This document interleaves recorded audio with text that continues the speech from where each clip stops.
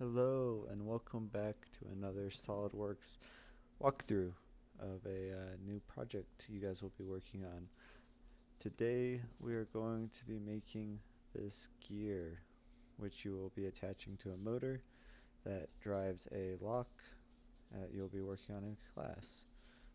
But we're going to walk through the steps to make this gear, and then I'm also going to show you the engineering drawing feature in SolidWorks, and so we'll just take a look at that and sort of show the basics of that. So let's go ahead and get started. So when you open up SolidWorks like last time, you'll be presented with this option if it's already open. You hit the little paper symbol up here. We're going to start with a part. Hit OK. It's going to open up a blank slate for us. We're going to come over to Sketch, select Sketch, and as I had stated before, it doesn't really matter what plane you choose, but for my sake and my choice, I'm going to choose the front plane. So now we're going to start with a circle in the center, and I'm going to smart dimension this to be 14 millimeters. And now we are going to work on making the gears. So first we're going to come up to line, click on the drop down menu, select midpoint line, come above here. You can sort of line it up here. It doesn't matter too much because we'll change it in a second. Click, drag out horizontally, and then we're going to select the midpoint of this line. Hold down left control on your keyboard and select the middle of the circle. It'll bring up this properties menu on the left hand side, and we're just going to select this vertical alignment. So that is going to make those 2 points vertically aligned, which is exactly what we want. Click that check mark. We're good to go. I'm going to then take 2 lines, just click on line, a regular line, click on the edge of the midpoint line we just made. Sorry, do that again. Click on the edge there and click on anywhere on the circle, and then I'm going to do that again on the other side. It doesn't matter because we're going to use our smart dimensions to make everything line up here. So next I'm going to click on this line, make it a construction geometry, click on this line, make it construction, because we're not actually going to use those. So next, come up here to smart dimension. We're going to make this middle only 1 millimeter wide. We'll take this left side here, drag out, make sure you're dragging at an angle. We want it angled because we want the length of that line, and we're going to make this 3.8 millimeters. Do the same on this side, 3.8, and next we're going to come in here, click on this right hand line, click on the horizontal line we originally made, and it's going to let us define the angle between those two. We want this angle to be 110 degrees, and as you can see, if we look at all of our relations here, we have 110 degrees between these 2 lines, and both of these are 3.8 away. So this is perfect for our setup here. So now we need to make sort of a gear shape. And the way we're going to do this, I could just move this around so we don't have to see it too much. The way we're going to do this is using these 3-point arcs over here. So I'm going to collect this. Basically, you don't have to do this step. I'm just doing this to show you how these work. You select the first point of your arc and where you want the arc to end, and then you can choose sort of the angle, the radius of that arc, however you want, and then we can change it with smart dimensioning later. I'm deleting that. Don't do that. That was just me sort of showing you how that works. So I'm going to select one 3-point arc, click on the edge of that horizontal line, the point at the edge, click anywhere on this right line, and just drag it out to a 90 degree here. And then I'm going to smart dimension this point, the end of our 3-point arc, and this origin point at an angle, and make that 1.3 millimeters. Now I'm going to take another 3-point arc, select the end of that first arc, and select where our point meets our circle on the bottom here. And I'm going to just click there, and now I can go ahead and use smart dimension, click on this line, and I'm going to change it to 1.75. I'm going to select this arc here and change it to 0.95, and there we go. You can play around with these values. As you can see, if I make this radius larger, if I make it 2, it's going to sort of change the angle there. You can play around for the purpose of this assignment. It doesn't matter too much. You can play around with this one as well. You make this one larger, as you can see. So you can play around with it as you want. I'm going to make this 1.75 again. I'm going to change this back to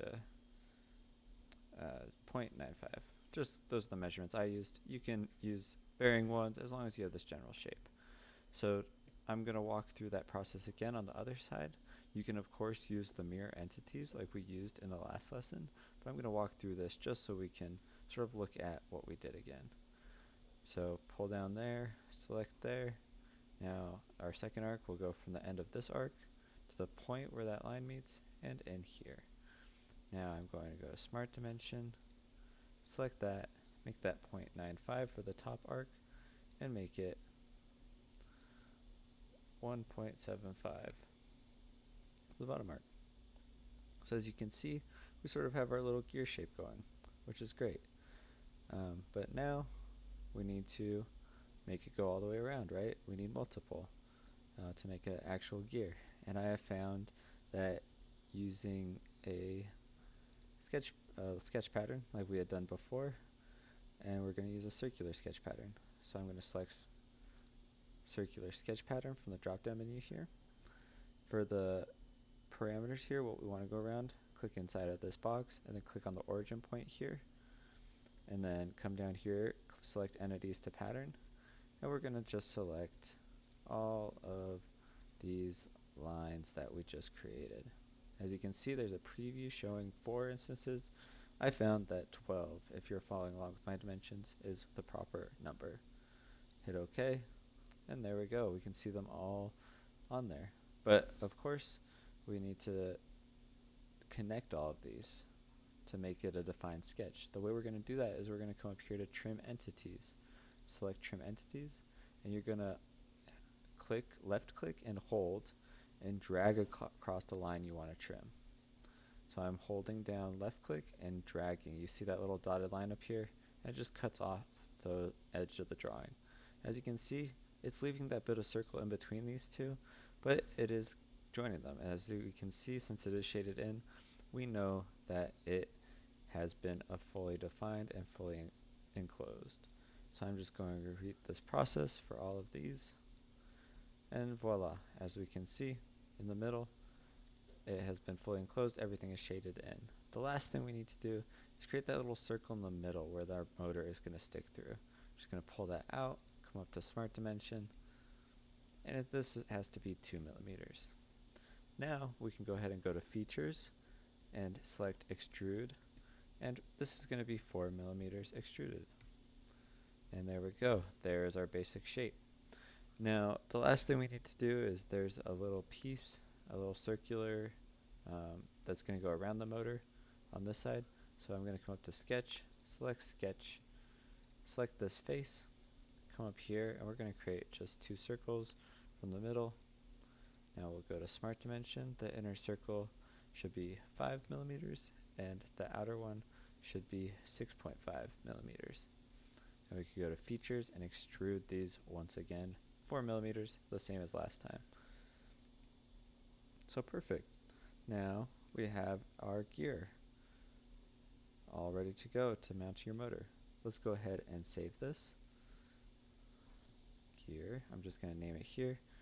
As you can see, it's going to save as a Solidworks part, which is perfect. Select Save, and we're good to go. So now, that part was pretty easy. We're going to go ahead and actually show you how to do a drawing for this. An engineering drawing is used to machine a part or just give it to someone else to show how they could reproduce the part that you have here. Generally nowadays, You can share CAD files. Most of these parts and most of the stuff you'll do in class is going to be 3D printing. But if you need to make something like this and you need it made out of aluminum or steel for whatever reason, you're going to need to take a drawing and take it to a machinist or machine it yourself using a lathe and or a mill. Um, and so you need to know how to make a drawing to be able to do that. I'm going to show you a very basic one. We're just going to walk through it very simply. It is not going to be fully fleshed out, but I just want to show you the basics, and we will go more in depth into drawings in a later video. So we're going to come up here to New. Instead of Part or Assembly, we're going to select Drawing and hit OK. It's going to open this, and it's going to ask which version we want. So these are different paper sizes. We're going to go with A3 for now. Just hit OK. This doesn't really matter. It's just a template. So then on the left hand side, this model view pane is going to open, and it'll just have your top one here, the gear, whatever you named your file. Double click on this and drag. As you see this box, it won't appear in here, but we can then click inside of here, and we see our part has been put into this drawing. If you slide your mouse without clicking in either direction, we can see that it also has a side view here. I'm going to just click down here, and then I'm going to right click to allow for us to exit this sketch.